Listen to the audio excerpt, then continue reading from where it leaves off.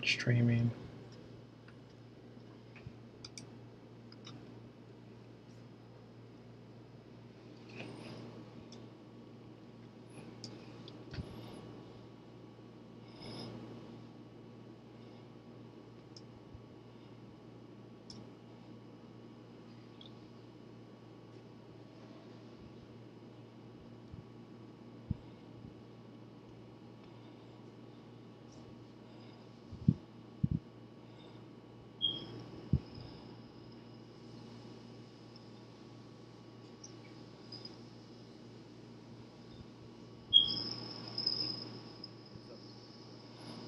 Hey.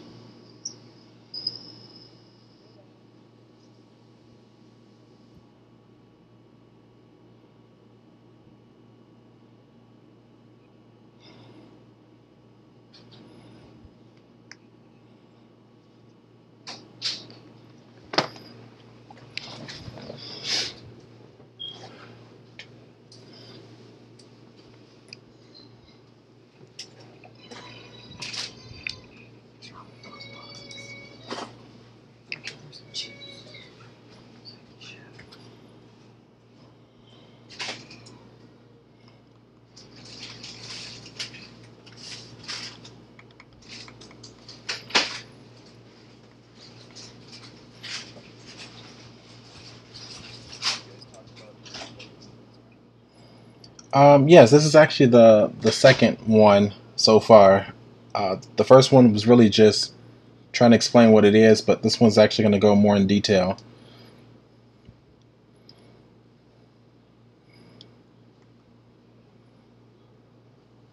We have. Oh, let me turn on my megaphone. Okay, we have 1 more minute before I get started. Just want to give everybody a chance before I get started, so nobody misses anything.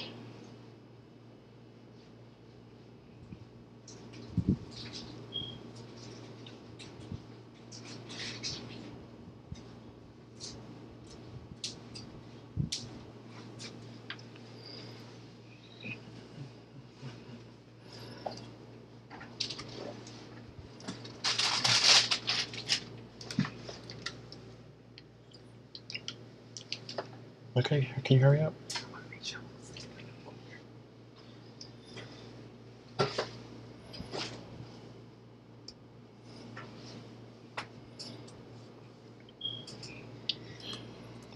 Okay, so welcome everybody. We're about to get started.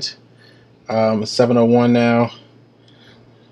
This is the second meetup, but since there's been, I think, 6 releases now of the plugin, I thought it was kind of appropriate to just go ahead and create an event to go through some of the features. Just because not all of it's straightforward, but that's why I'm just going to explain some of it. So let me know, can I see some emoticons if you can see the slide change? Okay, everybody saw that? Any sad faces out there who didn't see it? Okay, great. Everybody can see it. Okay, so welcome to the, what is it? The Altspace plugin for the Unity editor. If you can look up here in the right hand corner, you can see all of the things that I've added since the very first release. We're going to pretty much cover all of this. So let's get started. Okay, so the first thing I'm going to go through are pretty much the primitives. You can see here on the right we have a cube, a sphere, a cylinder, and a plane. And this is just mainly because of the fact that I just want to make sure that your normal workflow in Unity wouldn't change with imaginary shapes that just doesn't exist inside Unity. It's really hard to just depict those and translate that information over easily. These are really tough too, just because of the fact that Unity's, I guess, the rotation and position is kind of inverted compared to WebVR standards. So a lot of adjusting and offsets went into making sure that whatever you see inside Unity appears correctly inside the web browser and in Altspace. So whenever you create a primitive like a cube, a sphere, a cylinder, and plane, you're going to get an entity script right here. So you would have to like name your entity ID. Your primitive ID shouldn't be touched, but if you know what you're doing, you can type in the name of the primitive ID that you would normally see inside A-frame, but it's automatically set for you. So this is your basic settings whenever you create a primitive shape. We also have materials, which is the next slide. You're able to use a unique material. So that means, let's say that you load a texture and it's only going to be applied to one object. You can just go ahead and use a unique material and give the texture name and set your parameters, and it's going to be completely unique to that one entity by itself. What'd you say? Oh, you're fine. The next thing is we have a new mix-in material, and this is just so the code is really organized. So if you have a new mix-in material, it's just going to place it as an asset at the top so that multiple materials can reference this mix-in. So let's say that if I use this box and I create a new mix-in material name, I guess box texture, any other box that I spawn into the scene, I would just use mix-in material and then just type in the material type or the material ID. Let's go to the next one. So not going to talk about textures just yet. It's coming up, but let me skip through this. For colliders, we have 4 types of colliders. You can either not have one, or you can choose a mesh, box, sphere, and capsule collider. We're going to go more into that in a bit. So on this slide, you can see that I selected a box collider, and a box collider was added directly to the object and completely fitted for it. So you don't necessarily have to adjust it right away. You can if you want to, but you don't have to. But any type of adjusting that you do to the actual collider will update inside your code and will respond directly inside AltSpace accordingly.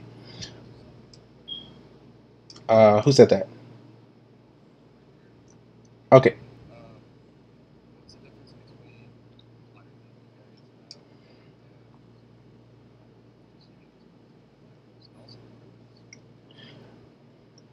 Um, the primitives are just, these are proxy objects. So I'm not converting a bunch of code. I'm just interpreting what's in the editor into A-frames. Does that make sense? So everything that the AltSpace SDK has, I'm just interpreting it inside Unity and using Unity as a visual editor, so you can, create your scenes a lot faster, and then it exports out and it just reflects AltSpace's SDK. So AltSpace does have um, a mesh collider.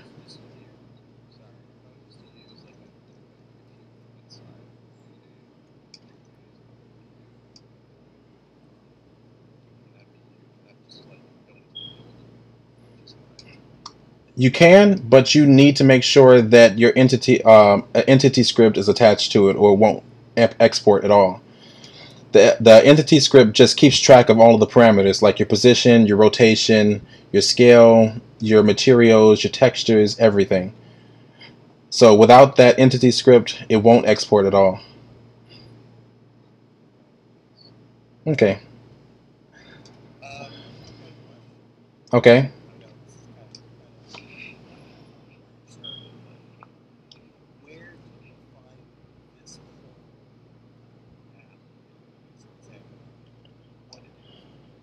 So this is okay. So the question was, where do I find this app?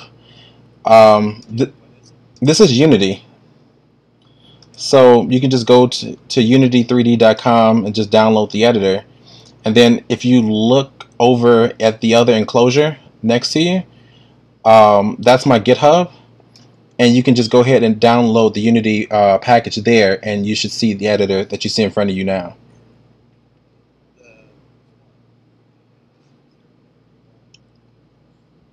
Is the 0.4. The most updated version is always going to be at the top.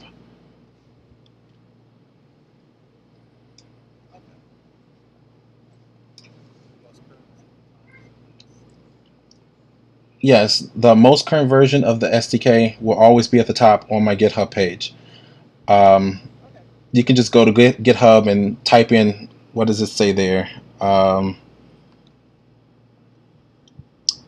Altspace VR Unity SDK, and it should just show up, and you could just go ahead and download the Unity package from there. I'm always updating. You can always see me on Twitter with more updates, and whenever I update, you should see it there. Hopefully later on I can actually add automatic updates directly from the editor, and it would just import the newest Unity package, but that's further down the line. Okay, if we don't have any more questions, I think I have a couple more slides to get through. So within the collider support, you also have alt spaces, object, environment, and hologram colliders just to choose from. So you can just determine how your collider interacts within your scene that way, and that works for also mesh colliders, capsule colliders, as well as cube colliders. So now getting into texturing. This one was really a workaround to make sure that all this worked and that your textures and your workflow reflected accordingly. If you look in the entity panel, I actually had to type in the actual file name as well as the extension. And this is just so I can keep track of all of the parameters, everything that you set on your entity when it's time to export. So everything's being generated in real time. In earlier versions, you were able to actually see the code, and whenever you move something, it would update. If you added a texture name, it would update on the fly, so that build times would be really, really fast because all the code's already there. Instead of sending a call out and then waiting for everything to compile. The next slide would show you that you can use texture scale. So originally that texture didn't work. I wanted to use a repeating texture and then set the scale to get a better representation of a checkered floor.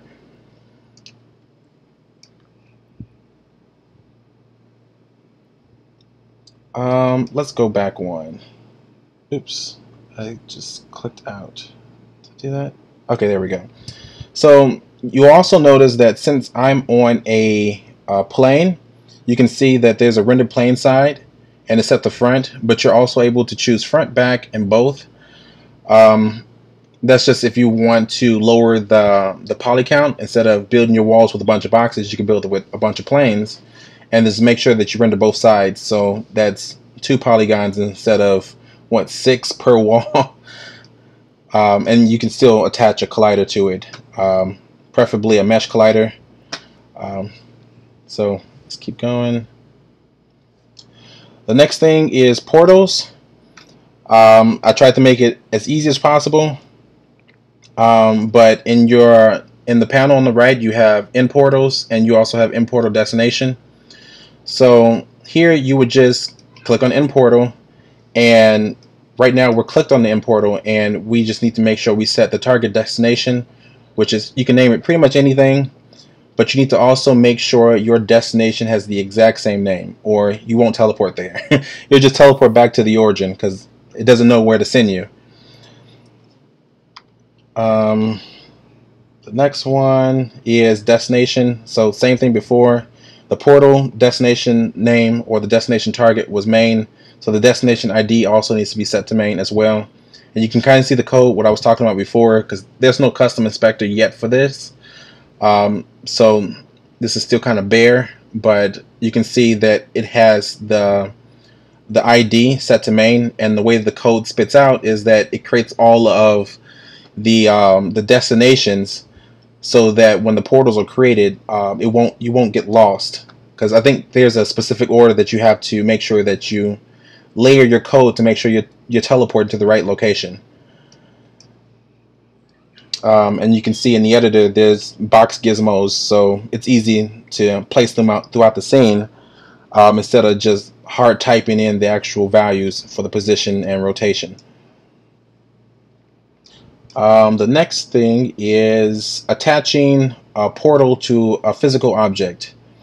So I have a scene originally that I created and I had multiple doors, and I thought it'd be really dope if we could attach a portal to each of the doors instead of just having these floating particles in mid-air and we just walk into them. I thought it would be more appropriate to just go ahead and attach them. So you create a door or any type of object and just go ahead and just drag and drop it into the target game object, and your portal would automatically update to that position. Am I going too fast? Anybody? Okay, awesome. Layout browsers. So this will account for both the browser and enclosure on the right. I have two separate buttons just in case anybody was confused on if they were creating a browser or whether they're creating an enclosure. But also, they have the exact same script. It's just there's a radio button at the top that says whether or not it's an enclosure, and the URL. So if it's a browser, you would just type in the website that you want to load for a layout browser or just a browser, and if it's an enclosure, you would just type in the enclosure that you want to load. Try to make this really easy. Also, you're able to just move it around anywhere you want. You can scale it up, scale it down, rotate it. I was able to load in a couple of whitelisted apps from AltSpace and just place them throughout my home. And I thought that was really cool that I was able to just, you know, set these games up according to the type of space that I was creating.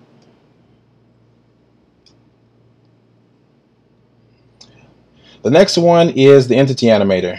So the way that this works is you have to select on the entity that you want to animate, and then on the right where you see entity tools, you would just click add entity animator to selected entities, and then it will give you this new inspector panel. So you can choose from rotation. This is what is on now. You can choose your position. The position is actually pretty cool because it spawns a start position and an end position. So you would just select the end position and just move it wherever, instead of you hard coding the position and try and guess where it needs to animate, and your object would just move in that position. I'm going to cover more of the parameters in a bit, but you can also animate the scale.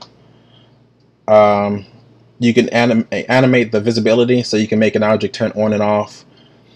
Really good for, like, I guess, faking like blinking lights or things like that. And then the last thing is you can animate color. It doesn't ease the color into the next color, it just switches. So that's that. But you're able to, right now, you can type in the beginning event name and end event name if you know what you're doing, but I haven't gotten to events just yet. I'm trying to make sure I get all of the A-frame features in first before I start working on the event handlers, and that's also going to be a drag and drop if I get to have my way with that. You can also set the animation delay. The animation duration is in 1000. So like 1000 equals 1 second. I thought about changing that and doing the math behind it, but I think it makes sense to have it this way so you can play around with it. You also have the animation direction, and all this stuff is just basic inside the A-frame SDK. I just made sure that I just had a great representation inside the editor just to make it easier. If I go back a couple, I keep losing this. Yes.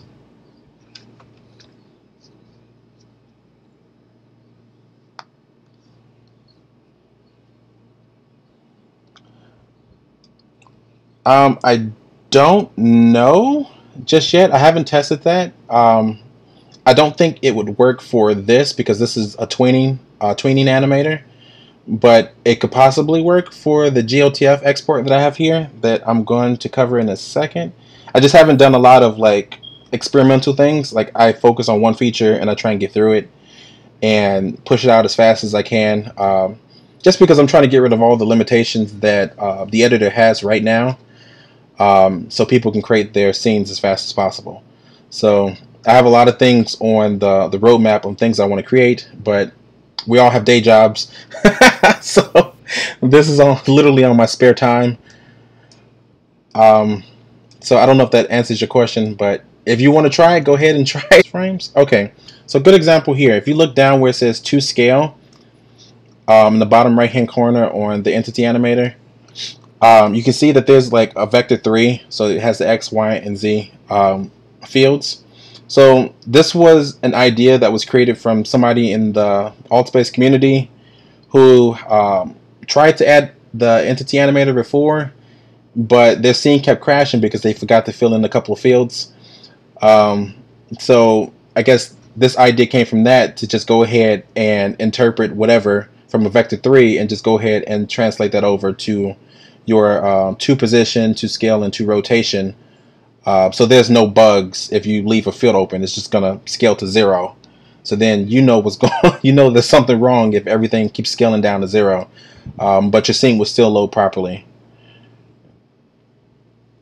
The next one is the GOTF entity. Okay, so this is a little different. This doesn't require an entity component added onto it. This one, just you slap it on to whatever mesh that you want to export. So you can download buildings or create things in your own packages from like FBXs, OBJs, anything that imports into Unity as a mesh file. You can even build scenes using Unity's Pro Builder and build directly inside the editor, anything you want. And go ahead and slap on a GOTF entity component and it would export out easily right then and there. So this opens up a lot more things that you can actually do with the editor. In the first version, this wasn't there, but I think the second version, when I added it, I had to correct all of the inverted axes and rotations and things with the primitive shapes. So now you can actually create a scene in, like, let's say 3D Max or Maya or Blender, and then also add your own primitive shapes inside the editor and from Pro Builder, and everything should align up perfectly. So there was a lot of back and forth going there until I got that to work. I'm also giving you 2 options. So you can use A-frames built-in GOTF object loader, or you can use AltSpace's native GOTF object loader. And they both have their own pros and cons. Like the A-frame object loader, it just loads it in as it is. But inside AltSpace, it does still load as unlit, and you can't interact with it, you know. But if you use AltSpace's GOTF object loader, I guess it becomes like a native component, and it's also rendered with their, I guess, their special shader that they use for their native objects, as well as the next slide, which is hidden deep inside this SDK, and I forgot it was in there, and I'm about to let you guys know what the heck it is. So if we move on to the next one, we also, let's go one more. There we go. We can attach anything that uses the GOTF object loader from AltSpace by using the attach entity script. So you can attach it to an eye, an arm, a leg, on the left or right side or center of your body. This isn't on the panel just yet because it's still experimental. I haven't figured out, you know, the orientation of how things load 100% just yet. So if you want to give it a try, just make sure that you have your GLTF object loader for AltSpace selected, and then just go ahead and click Add Component and just look for Attach Entity. I'm gonna go back in a second to talk about the other slide. Also, here's everything that you can attach it to. This is all coming from AltSpace's SDK. So you got head, eye, neck, spine, hips, all the way down to pinkies. And then you can choose whether or not it's the left, center, or right side of your avatar's body. And then the very last thing that you need to know about the GLTF exporter is the fact that you need to make sure that you have these specific settings. Excuse me? Okay, I didn't know if somebody wanted something. So the thing is that you need to make sure that there's read and write access enabled, or the script can't read the texture at all. You need to also make sure that there's no compression.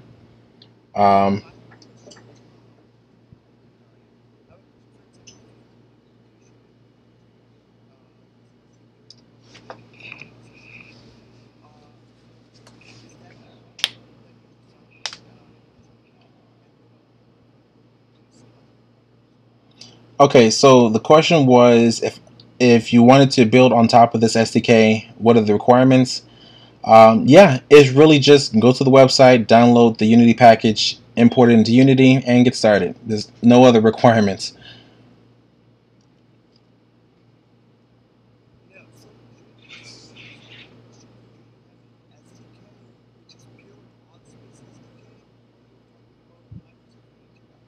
Okay, so the next question was, is this, wait, you asked me, is this an AltSpace SDK? This is not an AltSpace SDK. This is just a Unity extension editor that uses AltSpace's SDK. So AltSpace has their own SDK, and there wasn't a Unity editor for it, you know. So this is just, I'm interpreting objects, importing objects, and just making sure that it exports out to a compatible code so that you can load it inside AltSpace. Does that answer your question? Awesome. No, you're fine.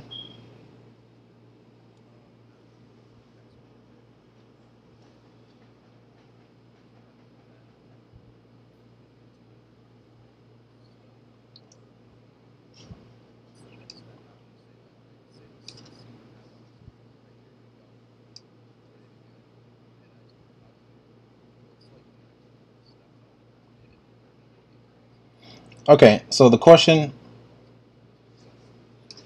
no, it's really super easy. So the question was, after you've built your scene and you hit pretty much the build button on the right, what's the next step to get into AltSpace? So AltSpace has this actually listed on their site. Personally, I use GitHub Pages. I would hit build. This actually builds all of your A-frames, so all the HTML code that you would ever need.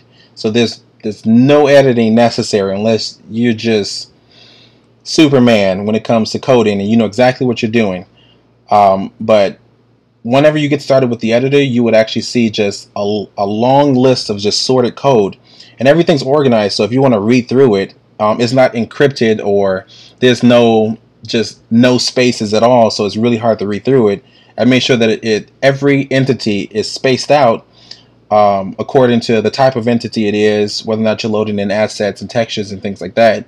So if you did want to edit your code after you build it out of Unity, you can just go ahead and just edit in some sort of text editor.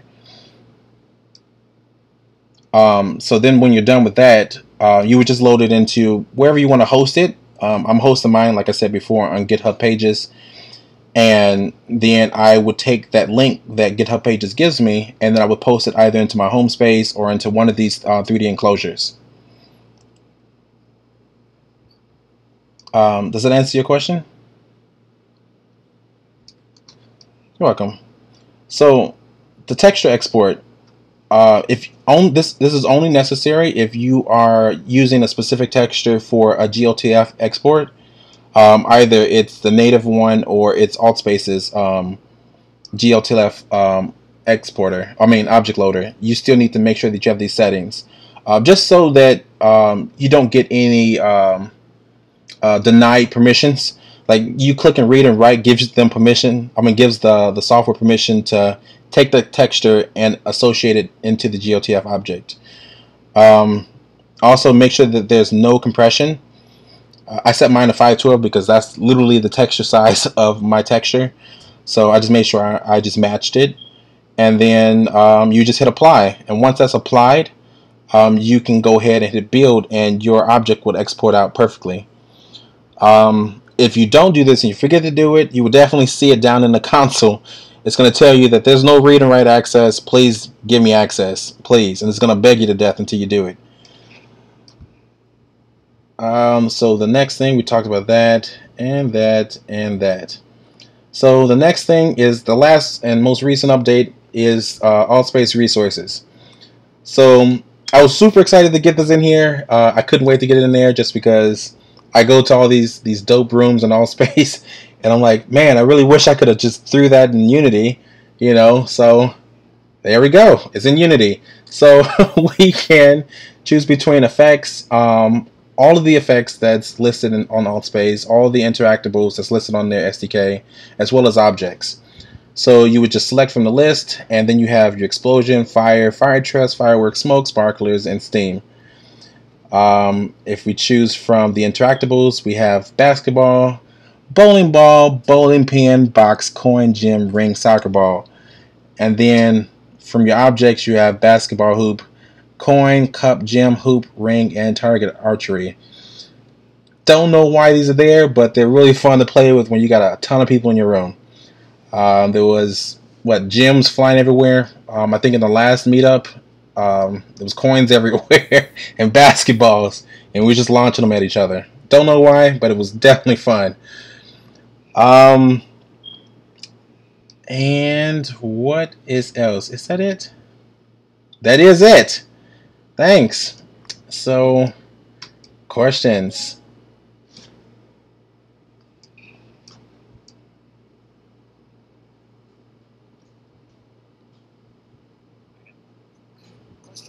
Okay. Who is this? Pseudocode. Okay, if you ask a question, can you put your hand up, because it's a lot of you guys in here. Okay. Pseudocode. What's your question?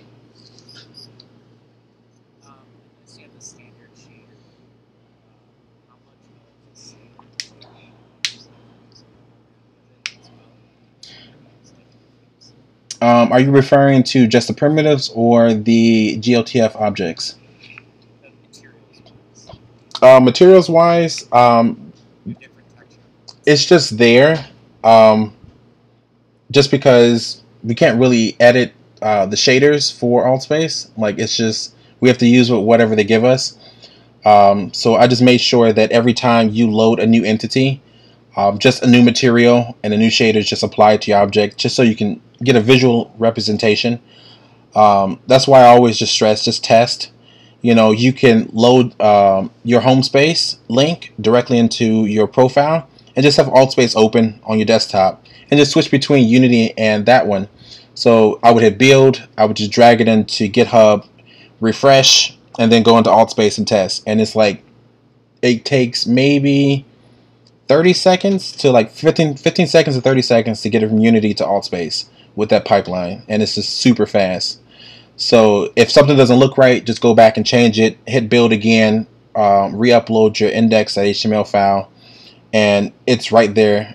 Just reset your browser or just refresh it. You don't even have to reset the entire scene, and it should just update immediately.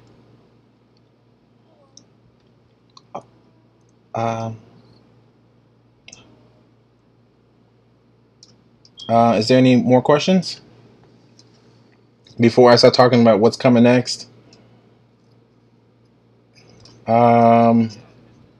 Art.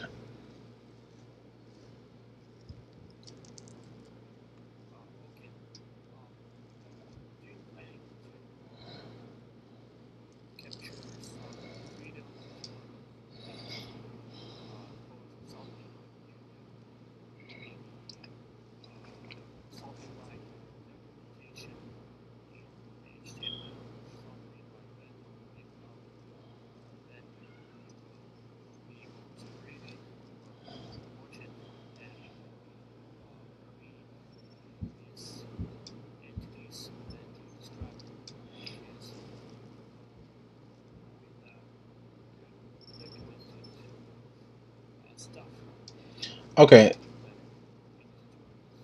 So the question is, am I planning on creating any tutorials or documentation on how to use the editor?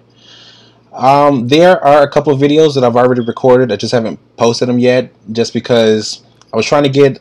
I don't know if you've noticed, but I've created 3 releases this week, and I just wanted to hurry up and get those features out before this meetup, so I could talk about them instead of me releasing the feature after the meetup and then have to explain it later. So there are videos that are going to be created. I don't know about actual textual documentation, but in the on the GitHub page, I am telling you what's available, where there are bug fixes, what to look out for. But I think the videos will be pretty informational. It's a lot to write out, and I'm only one person that's doing all this, and this is in my spare time. So if I ever stop adding features, I might start writing information about it, but if I'm writing information about it, I'm not writing features. So it's easier for me just to go ahead and just talk through a project to show you how things work, than for me to write a bunch of text for people to read.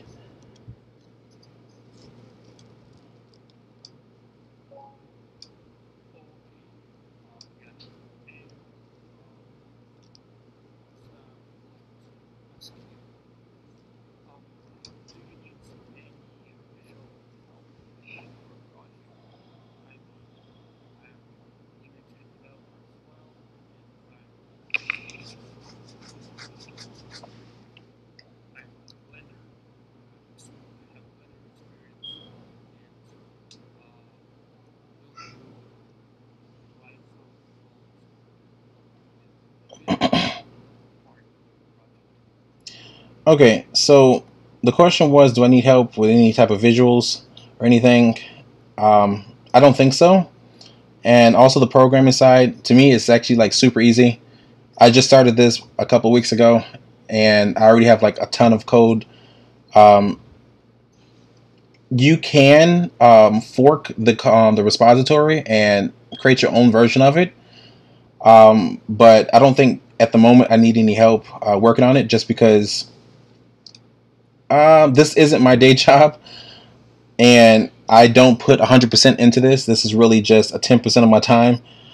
I program all day for work, and when I'm doing this, I just want to come sit down and just go ahead and do it, and knock it out. Because whenever I add a new feature, it's really just to help me. I'm working on a project and say, man, this would be really dope if I had this feature. So I just go ahead and add the feature and then release it for everybody else to use it, because I'm pretty sure everybody else thought the same thing. But at the moment, that's why I put it on GitHub, so anybody that wants to fork the repository can.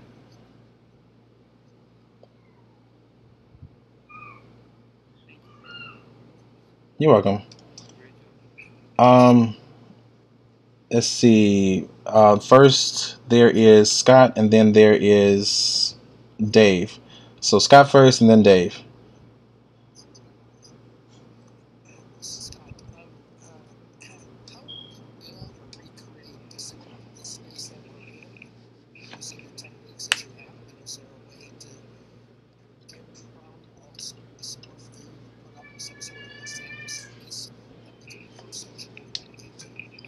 Okay, so the question was, is it possible to recreate the space that we're in right now using these tools, and could I put out a sample scene so people interested in the plugin could reverse engineer it to understand better on how to put a scene together?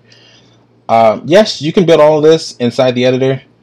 It's really simple. Um, I would prefer to use GLTF objects for a lot of things that's in here. And since we have a GLTF object exporter, you can merge those things together. A lot of things you can get away with primitives, like some of the rugs and things like that, or some of the stairs, just to lower your poly count. And then a lot of the baking would have to be done through GLTF object loaders.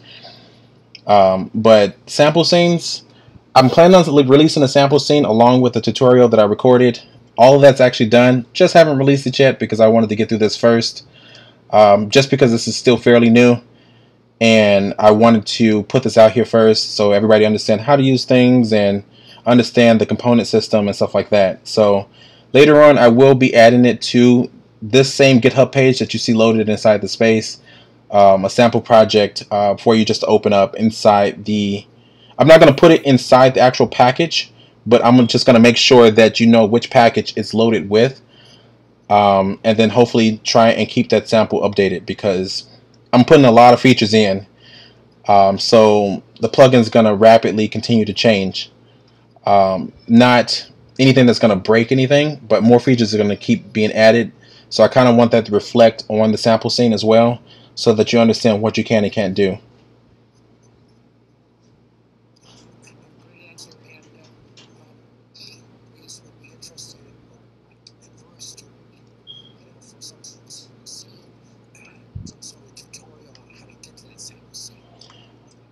Do you mean like how to download the plugin from the GitHub?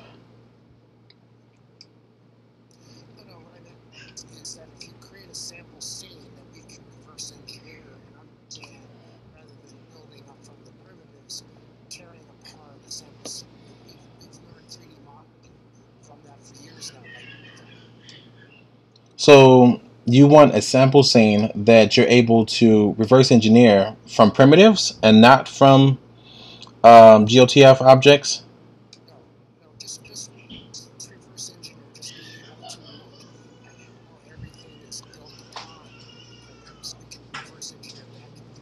Yeah, you could do that. That's actually part of the project. The project that I am putting out there doesn't have any GOTF objects. It's all primitive shapes and textures and things like that. And then, Dave. Yeah, can you hear me? I can hear you. Yeah, you got me. Okay, cool. And hey, thanks for, first of all, I just wanted to thank you for building this. It's really cool. I've been following you on Twitter for a while now, too, as soon as I saw this pop up. And Oh, you're welcome. so I think this is really cool. And I can't wait to start playing with it a little more than I have. So this was, and I think I hear what a lot of people are saying is I think people are really anxious to get started with it. It seems like there's a lot of little stuff that we need to know just to get a sample scene out of our own, right? So, and I realize obviously the token of this, like, are you filming this one right here? I think Altspace films these meetings usually. So, Yes, we're actually live streaming right now. okay, cool. So that'll be on too, right? So that's good. That's good for people to know too. So it really was about that. I learned a lot just watching this and having the screen. So this was really good. And any more of these, I think you should have an event as much as you can. I think that you have a good, bunch of people here. So Thanks. So you've got a cool thing here, and I think it's good. So just wanted to let you know that. And thanks. Thanks a lot. Yeah, that actually means a lot, just because there's been some nights where I've been up until like 3 or 4 o'clock in the morning trying to stuff these features in at the last minute, just because I know that I won't have any time to do it the next day. Yeah, I mean, I can juggle so many different things myself. I'm sure a lot of people do. But I think this is a really interesting way to actually quickly iterate some of the scenes in all space as a sort of delivery method. I think this is a very quick way to show people stuff. And I think this is very valuable. So I'm glad you did it. I'm glad it's the unity thing. So it's awesome. It's great. So keep up the good work. Thanks again. Thanks a lot. I will. And I should tell everyone you should follow Anthony on Twitter, because it's always fun to get those notifications. It's good stuff. Cheers. Thanks. Is there any more questions before I talk about what's next? Okay. Okay, so let me go back a couple of slides so I can just go ahead and point this out.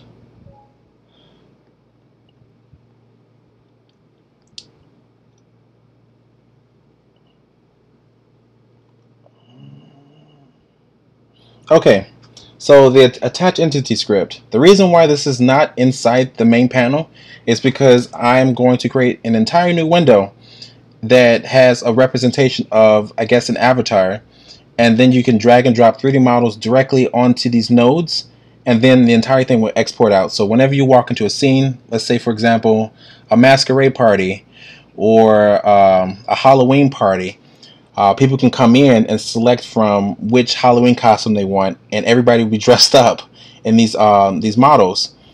It's super easy to go ahead and just create these things and attach them to your body. So all you need to do is just have it inside your code, and it would just load. So it's really hard now to tell, I guess, the size of each of the models and whatever. So that's why I'm just going to go ahead and create an editor window for that specifically that will just tie into the main exporter. The next thing is the AltSpace resources. So these resources are only specific from AltSpace. This doesn't limit the amount of things that you can actually just throw in your scene. So I was actually planning on creating packages, theme packages that you're able to just import into Unity and then mix and match them to your, I guess, to your wheel to create whatever you want. Not everybody's a 3D modeler, but a lot of people do have ideas and imaginations that they can just build things. So it'd be nice to just put tools out there and objects out there that you can just go ahead and export, you know. And the very last thing is not in here is that I was going to go ahead and just add native Firebase support, because I know that if you're just hosting your own home space, your scene is not synced up. So it'd be really nice, instead of just constantly, I know a lot of people just push their home spaces to events, so they don't have to just go ahead and sync up their scenes. So if it's really easy to just go ahead and just a one-stop shop, send everything to Firebase, I think it'd be a lot easier for people to create more interactive home spaces. And that is it. That's the next 3 things on my list.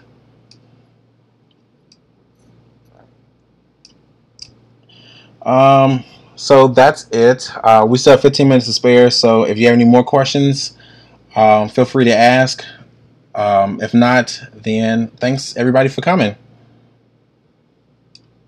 We have another question from Genesis. Hey! So adding in support for custom components. So, for example, if you made like the transform, so if you made like a transform control component and you wanted to bring it into the editor, like with the re-editing stuff. I planned on doing that. The thing is that, like, in order for me to allow people to just create custom components, I would have to make sure that it's integrated directly into the exporter. So I would have to make sure that if you write code, that it's inserted in the right area, which isn't really hard. It's actually super easy. It's just I haven't gotten there yet, just because before I stated that I wanted to just go ahead and do all the A-frame stuff first. But if that's a show of hands, anybody will want to be able to write their own JavaScript into the editor, I would just go ahead and just add it in the next version. Because I know in my scenes I'm kind of limited too, just because I'm sticking with A-frame, so it's really hard to do interactions and things like that. So it's definitely on the to-do list.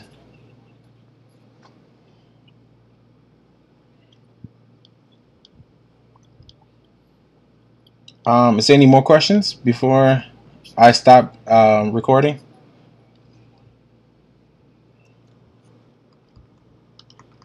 Okay.